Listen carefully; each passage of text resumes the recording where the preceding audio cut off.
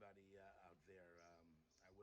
My plan this morning was to start off my weekly Parsha short with a resounding, joyful Lag Samayach.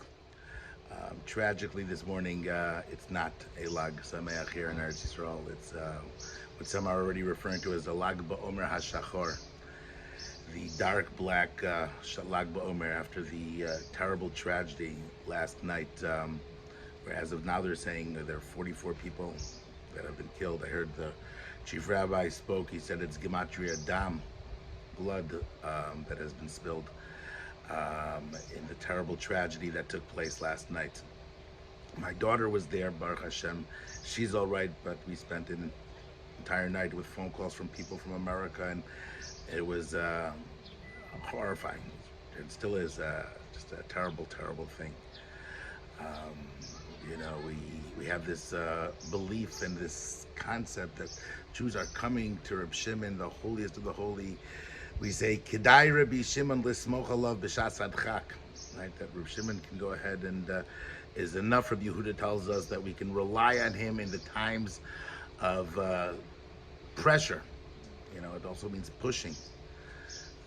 In the old days, people used to say that it was kedai to come to Rebbi Shimon, even if it takes a lot of pushing. But tragically, all that pushing, it seems, was not kedai, and it's just incomprehensible. The families, what they're going through, the people that are still don't have word from their families over here, and it's a different Lag BaOmer as of now.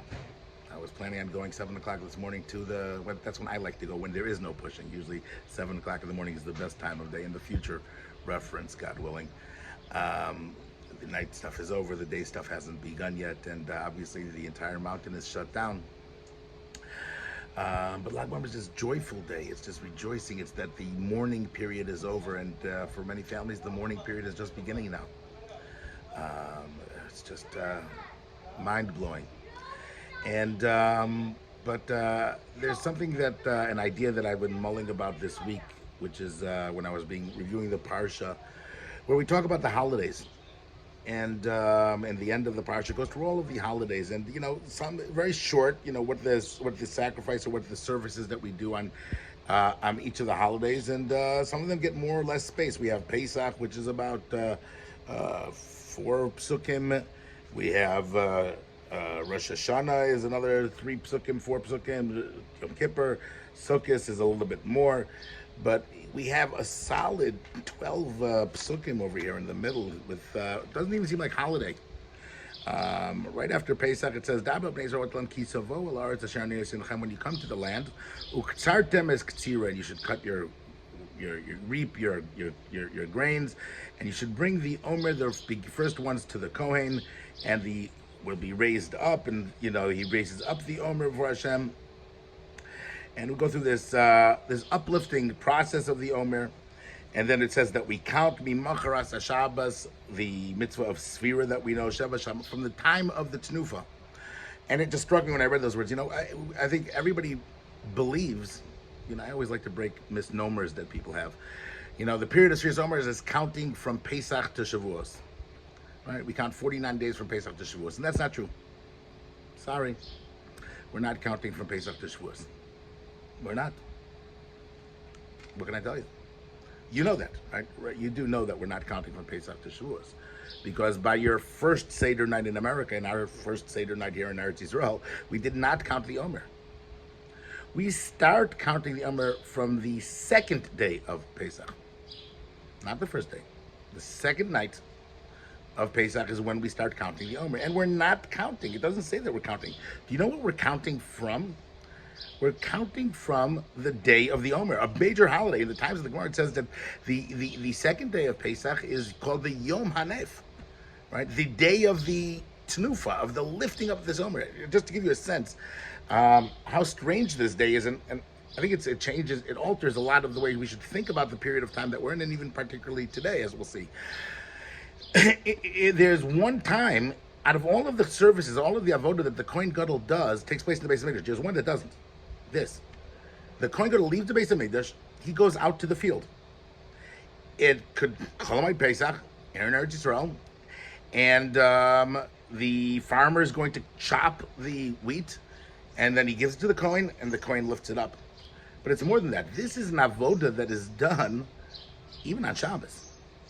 Can you imagine that? On Shabbos, we go out to the field, and not only is it on Shabbos, right? Shabbos falls out in the times of the base of mention, it could fall out on Shabbos. And the Kohen says to him, is it already Shabbos today? He goes, yeah, it's Shabbos today. You sure? Sure. Sure, Shabbos? Today's Shabbos, yeah. Is that a magal in your hand? Is that your scythe in your hand? Yeah, that is. Is that a scythe? That's a scythe. And is this, you're going to cut it? You're going to cut it on Shabbos, and he cuts it. And we're Machal Shabbos. Machal Shabbos is a mitzvah, right? Because we're counting this period from here. And this is stuck in middle of, it seems to be a regular offering, but it's not. This is something different. This is in the middle of our holidays. We go through this entire series of psukim, and this is what we're counting from. It's a new holiday. What is this Yom Hanef? This day of lifting up. I mean, the lifting is part of the process, but there's other parts of the process as well, right? We would bring a mincha with it. There's other offerings that go with this, but it's called the day of uplifting. And I think this is really the centerpiece of really understanding it. When we leave Mitzrayim, when we have the holiday of Pesach, Hashem took us out. Hashem redeemed us. Hashem was the one that performed the miracles, that slaughtered the Egyptians. Not even an angel, it was just Hashem.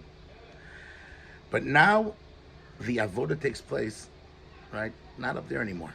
It's not Hashem anymore. It's out in the field. It's out with the farmer. It's out in finding and raising and lifting Hashem up from the first things that we have over here, from our field, from the first crops that are going. The entire world is not allowed to eat any new wheat until we have this Yom Hanef, until the farmer takes that first thing, wheat and barley, and raises it up. And then we have and then we can go ahead and begin eating. Then we can start our avoda. Then we can start our counting. Because the counting is not from when Hashem took us out. The counting is when we started the work. It's when we got down and dirty into the field. And this is something that the Kohen Gadol comes down, and it's even done on Shabbos. Shabbos is a day from Hashem. And what we're saying over here, this is unbelievable, right? Is that our avoda that we do over here has to come from us. And even if it's on Shabbos, we're going to show that this is even holier. This is right in the middle of the holidays. See, because Shabbos Hashem establishes, right? And that's how it starts. The Parsha starts off, 6 days of the week Hashem, and 7th day is Shabbos. And then it starts with us. And then it's going to start with our holidays, the ones that Bezdin does. And it's going to start not only with Bezdin, but it's going to go to that farmer in the field, because we have to go ahead and bring Hashem up from the dirt. We have to rise and we have to lift. When we come into the spheres of Emor, every day we're counting from that. We're counting our daily work. By the time that we reach Lag Baomer, we've reached a day where we're 2/3. Right? There's a vart that I saw about Rebbi Shimon. It says that Hashem, the Shvilei Pinchas brings it down in his incredible sefer on Rebbi Shimon, Kedaihu Rebbi Shimon it's called. And he says that the Belzer Rebbe said once, it says that Hashem keeps all of the Torah, all of the mitzvahs. And when we keep all of the mitzvah, when we have, there's a mitzvah therefore in the Torah that a person has to perform hider mitzvah up to 1/3. So if you have an esrog costs $100, right, you have to spend an extra $30 to make sure that it's a special, beautiful esrog, right? Tefillin, $30, 30% more, up to 1/3, right? So he said, so where do we see that Hashem spends 30% more for his mitzvahs, right? So he says, the Belzer Rebbe says that we find that by Surah Emor, that if we do 2/3, we count the 2/3 ourselves and we work towards Lag Baomer ourselves, then Hashem will jump us to the end. Hashem takes us to the end game, and then Hashem will bring us to there. From Lag Baomer already, we're supposed to feel Shavuos. We're supposed to already feel the lights of Shavuos. In fact, the first 32 days are called Leiv. We're working on our heart. The last 19 days of the Omer is Tov, Gematria, good. Right? Leiv, Tov. If we worked on our heart, on our Leiv, then Tov. Hashem jumps us all the way till the end, to the final good, to the time of Matan Torah, when we see his great revelation. We come to Rav Shimon, and we're coming and we're looking to go ahead and to bring us that leap forward. We're looking to him that in his zechus, that he can go ahead, kedai, who he's able to go ahead and to push, to bring us that push.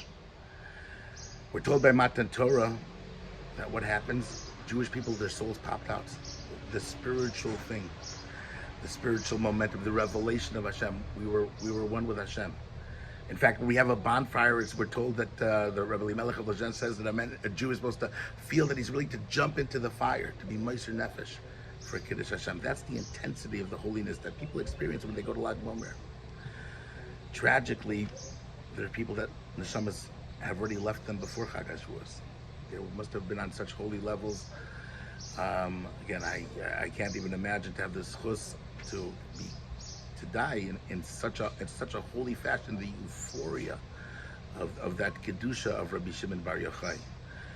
But it's a point where we should all feel with Rebbi Shimon. He's giving us, I can't tell you the messages Hashem is sending us, but it's a point in time where we have to ask ourselves, are we willing to sacrifice? Do we want to lift ourselves up? Are we going to bring ourselves, are we going to take the sadness, the tragedy, and rebuild like Rabbi Akiva did? And Mirz Hashem, our lave has definitely come. There's no Jew that hasn't come to Lag Samayach this year without a lave that's shaver after this story. Our hearts are totally broken. Hashem should then bring us in the next 19 days to the Tov, to the true good, that Mirz Hashem we should see the true light and the Gula Hashlema.